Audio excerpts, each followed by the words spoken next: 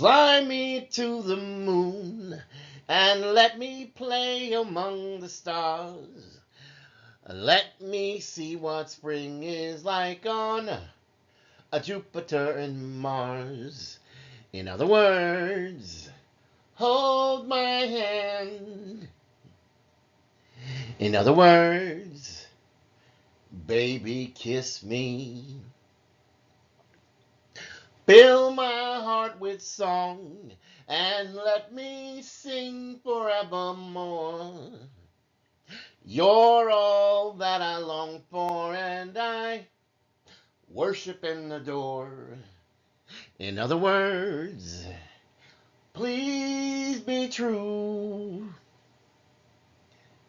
In other words, I love you. Welcome to another exciting episode of the Unrelenting Alchemist, where we tackle the spiritual topics one by one, the topics you need to hear right now. Tonight we're talking about becoming one with nature, grounding, returning to our roots, and reclaiming our sacred earth connection. And this is what's going on here, because in our modern world, we are dominated by the concrete jungle, the speed, the hustle and bustle, the traffic, the screens.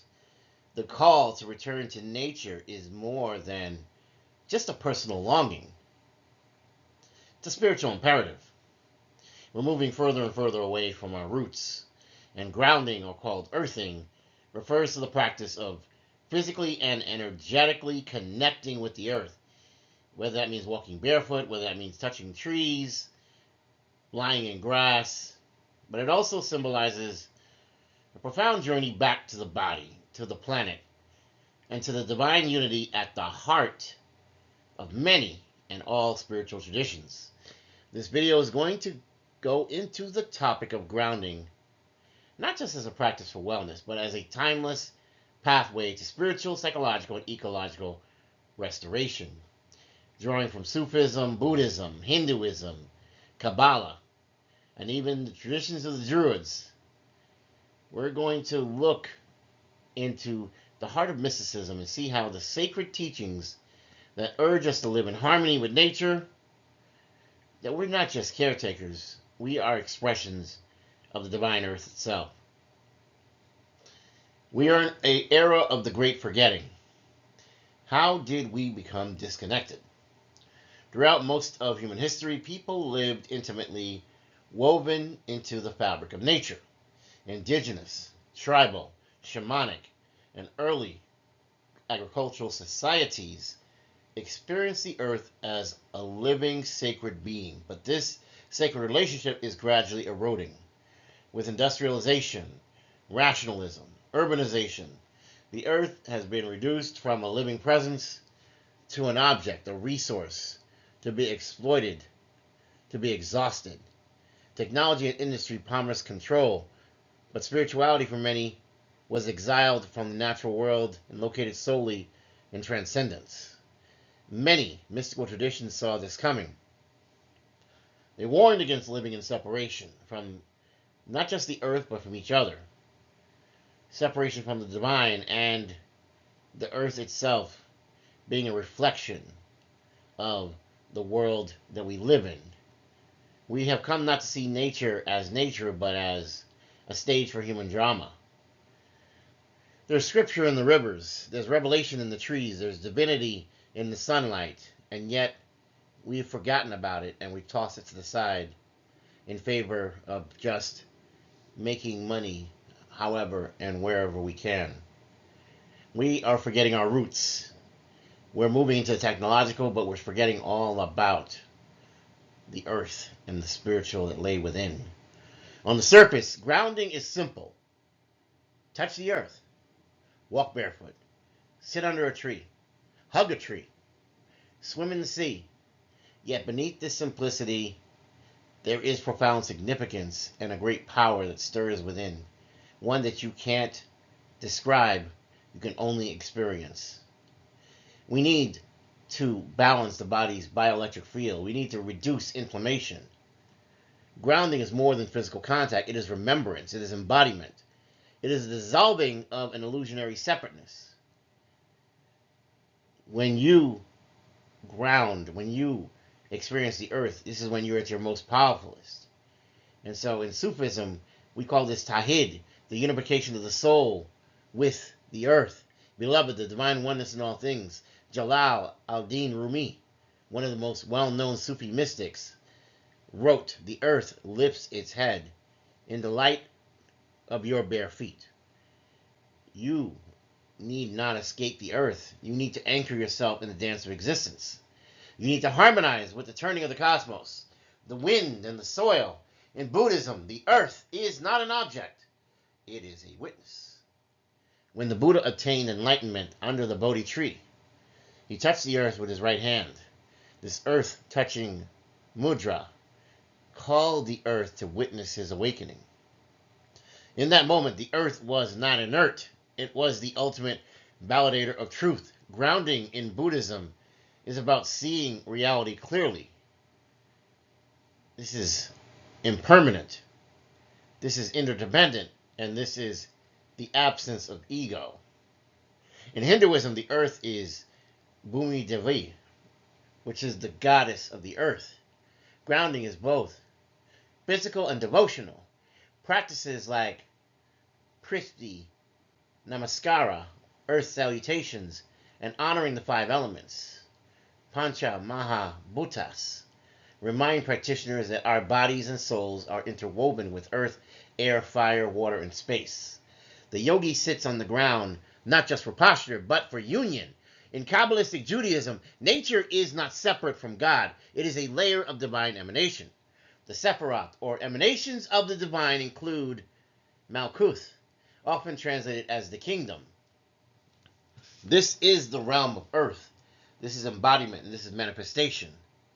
It is the base of the tree of life, yet not lesser than the upper spheres. To the Kabbalist, grounding is not a fall from the spiritual. It is a fulfillment of it. God enters the world through its roots. For the Druids, ancient Celtic mystics, the earth was sacred land. It was imbued with the spirits of our ancestors, the trees, the rivers, and the stones. They practiced ritual in groves. They honored the cycles of the moon, and they aligned their lives with the solstices and the equinoxes. Grounding was not an act, it was a state of being, a sacred duty. In general mysticism, whether that be Taoist, Christian, or even indigenous, grounding is the dissolution of duality. Heaven is not above and earth is not below. They are one. The mystic sees the divine in the flower, hears the truth in the wind, and feels God within the body. Nature is revelation, and we can see the divine in this living world. To become one with nature is not to escape into it, but to awaken within it. The mystics across traditions tell us that nature is not only created by the divine, it is divine. To the Sufi, every flower is a verse of the Quran, yet to be read. Rumi wrote, "There are hundreds of ways to kneel and kiss the ground." To the Buddhist, a single tree embodies the Dharma, the law of interbeing. The Druid sees the oak not as wood, but as a being of wisdom. The Hindu sees Krishna playing in the forests, the breath of Shiva in the wind. The Kabbalist needs and reads many sacred texts, and also the movements of animals, whispering of grass. This isn't pantheism. This is where God is everything.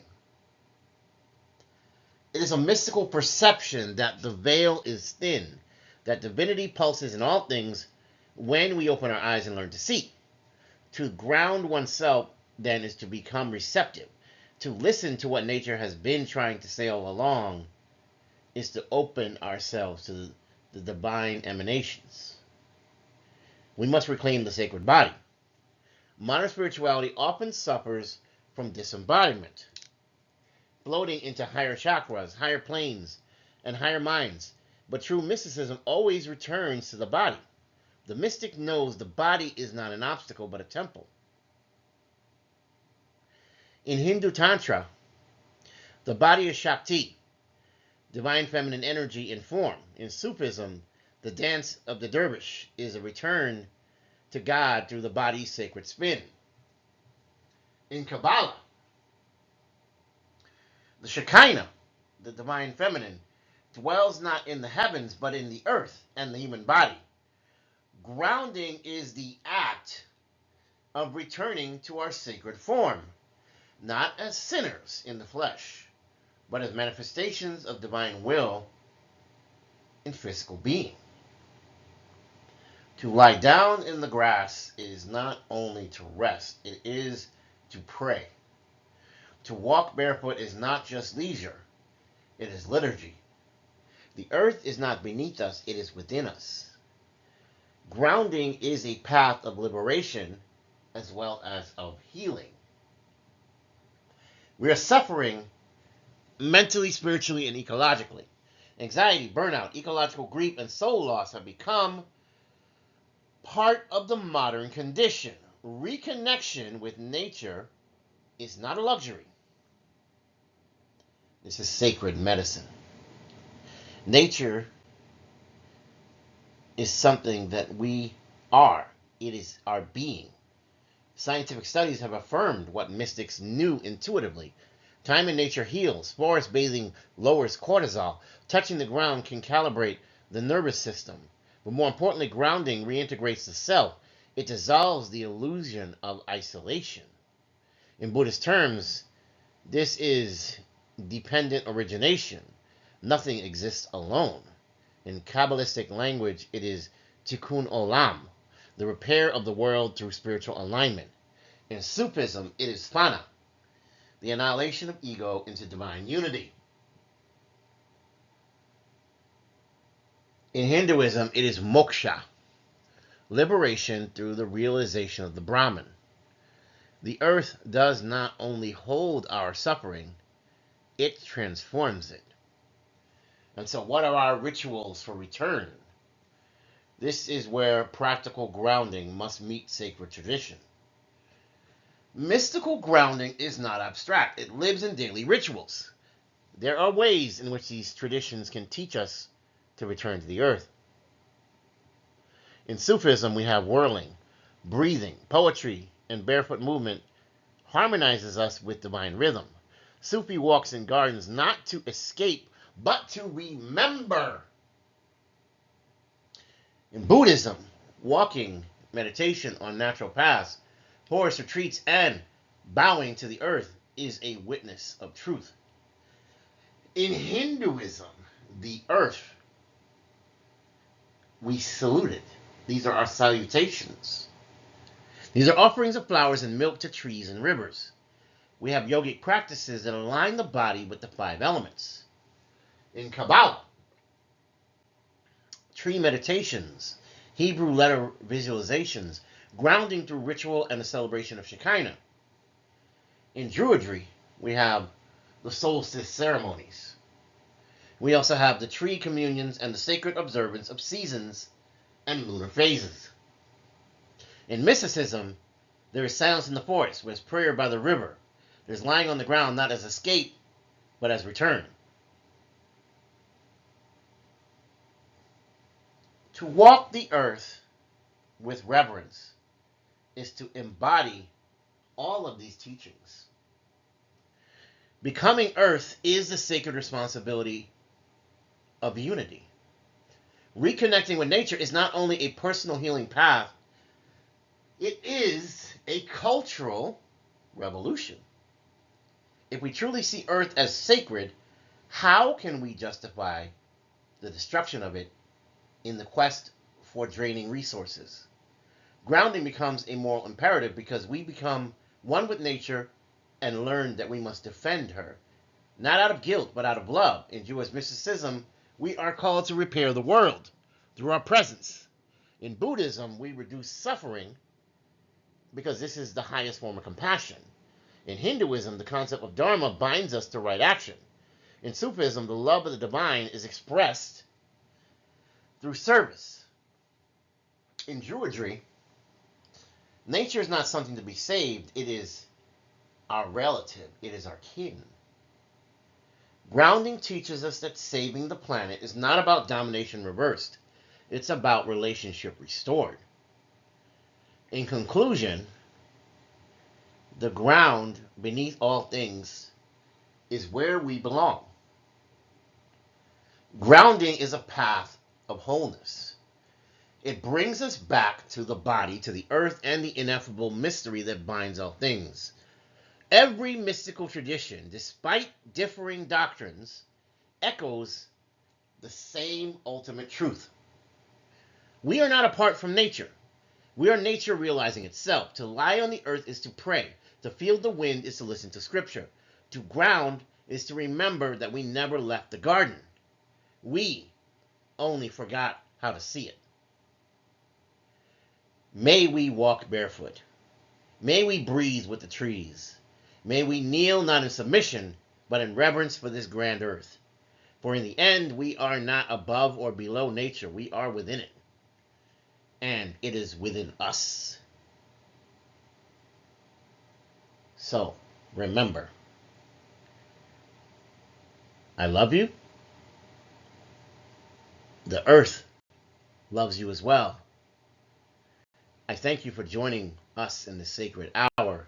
This has been the Unrelenting Alchemist. Until next time, walk wisely, walk bravely, and when the dark calls, answer not with fear, but with light and fire.